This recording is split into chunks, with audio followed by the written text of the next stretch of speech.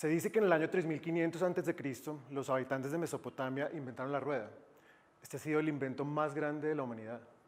Dio origen a las carrozas empujadas por animales. 5000 años después, en 1817, un alemán inventó la máquina andante o el velocípedo. Es un predecesor de la bicicleta.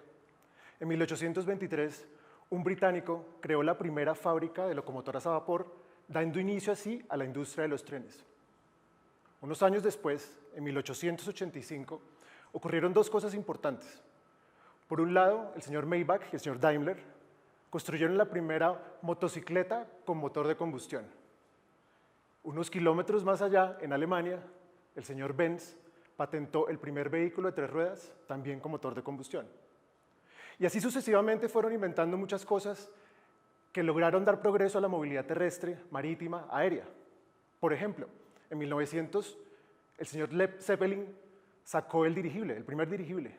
En 1903, los hermanos Wright volaron el primer aeroplano con motor. En 1935, el señor Douglas creó el DC-3, lo sacó al mercado. Este ha sido el avión más icónico de la aviación comercial.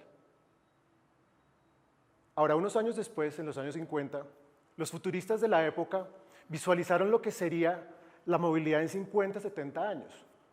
Por ejemplo, esta gráfica: autopistas grandes, puentes largos, carriles dedicados, vehículos autónomos, donde las familias van andando muy alegremente.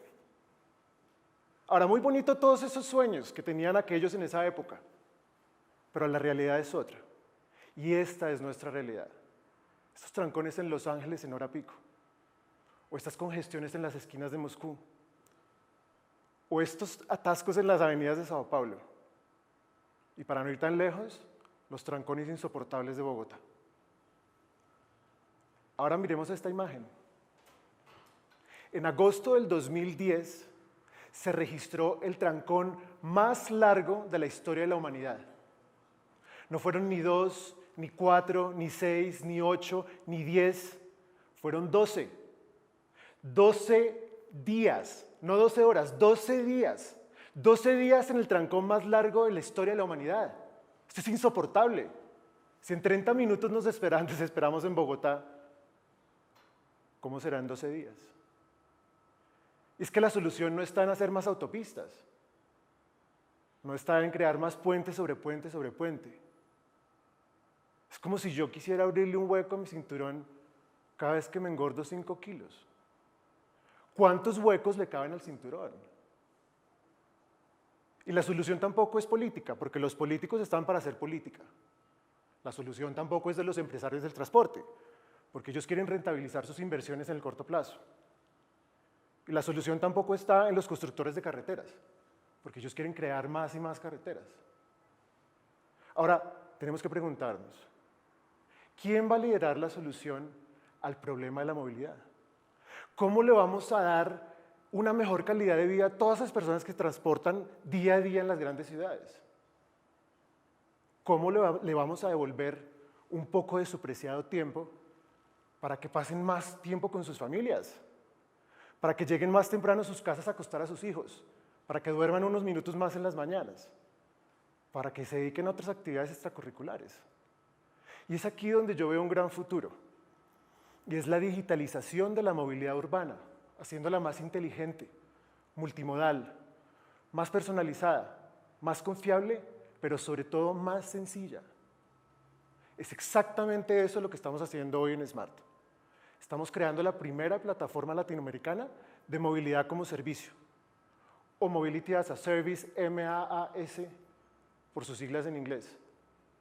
El concepto de MaaS se acuñó en el 2012. Se popularizó en Finlandia en 2015, porque estos finlandeses son muy pilos para esto. Pero se masificó y se implementó en una gran urbe como Berlín el año pasado. 3,5 millones de personas se montan el sistema público de transporte y el privado muy exitosamente. El concepto de MaaS pone al usuario en el centro del ecosistema. Tiene como objetivo principal lograr que estos usuarios no utilicen el automóvil privado como una opción de transporte. Tiene un componente de tecnología muy importante. ¿Por qué? porque desde un dispositivo móvil o desde una interfaz, el usuario puede planificar, puede reservar, puede emitir un tiquete o puede comprarlo. Y esto tiene muchísimos beneficios. El más obvio, la descongestión de las vías. ¿Por qué? Porque la gente está dejando sus automóviles en las casas montándose al transporte público o al privado. ¿Y esto qué hace? Una reducción de la congestión del medio ambiente, de la polución del medio ambiente. ¿Y esto qué hace al mismo tiempo? Pues mejorar la capacidad, optimizar la capacidad de los vehículos. ¿Por qué? Porque la gente está pasando más tiempo en los vehículos de transporte. Esto vuelve a la red mucho más eficiente. Y al volver la red más eficiente, bajan los costos de los tickets de transporte para los usuarios. Es un gana-gana para todo el mundo. Ahora bien, quiero hablar de 3 temas importantes. 1, para que una plataforma de estas sea comercialmente viable, es necesario que todos los actores que confluyen en ella se comuniquen y colaboren entre sí. Autoridades nacionales y locales, operadores de transporte, proveedores de transporte privado y público, proveedores de tecnología para que todo esto funcione, pero sobre todo el usuario, que está en el centro del ecosistema. Es a este al que le debemos dar todas las formas de movilidad posibles en un solo sitio. Y estas son transporte público, transportes interurbanos, taxis, redes de ride-hailing, plataformas de parqueaderos, plataformas de alquiler de carros, todo lo que se les ocurra. Micromovilidad, bicicletas, patinetas, todo eso debe estar en un solo lugar. Esto se llama multimodalidad. Segundo, toda la data de esos sistemas de transporte debe estar centralizada en un solo lugar, para que el usuario pueda planear su viaje en tiempo real, y esto es muy importante. Un usuario que va del norte al sur de la ciudad y toma 1 hora y media de su trayecto, qué bonito sería decirle a este usuario en tiempo real que la estación de tren o de metro o de bus más cerca a su residencia o su trabajo está congestionada. Un usuario informado toma mejores decisiones. Así, por ejemplo, puede decir salgo 20 minutos más temprano o 20 minutos más tarde, sin sacrificar la hora de llegada, reduciendo así el tiempo de trayecto. Como tercera medida, al usuario hay que darle la libertad de escoger en qué se mueve acorde a sus necesidades en cualquier momento del tiempo. Es importante que el usuario pueda personalizar su experiencia de viaje. Así, por ejemplo, si yo soy un usuario que soy consciente de mi presupuesto, tengo un presupuesto apretado, pues yo quiero escoger la ruta más óptima, pero también la más barata. Si yo soy un comercial que tengo que visitar a 10 clientes en el día, pues yo quiero la ruta más óptima, pero también la más rápida. Si yo soy un usuario que soy consciente del medio ambiente, yo quiero escoger la ruta más óptima, pero la más ecológica. Y así un montón de personalizaciones se pueden lograr. Muy importante aquí es el pago. El pago se debe hacer de una sola manera, con una sola cuenta. Muy conveniente para el usuario. Existen 2 modalidades, Pay as Go, donde un usuario paga por un trayecto, una modalidad específica. Muy bueno esto para los turistas o los visitantes frecuentes de la ciudad, o no frecuentes. O un modelo de suscripción, donde un usuario paga una mensualidad, una anualidad o un pase semanal. Y esto le da acceso a ilimitados viajes o a ilimitadas formas de transporte. Unos caros, otros baratos, unos gratis, otros no. Hay infinidad de combinaciones. Es muy importante que le demos la libertad al usuario para escoger en qué movilizarse de acuerdo a sus necesidades en cualquier momento del tiempo. Ahora bien, hagamos una parada, bajémonos de este bus. Y yo los invito a todos a cerrar los ojos. Cerremos los ojos y visualicemos lo que va a ser la movilidad en 50 años.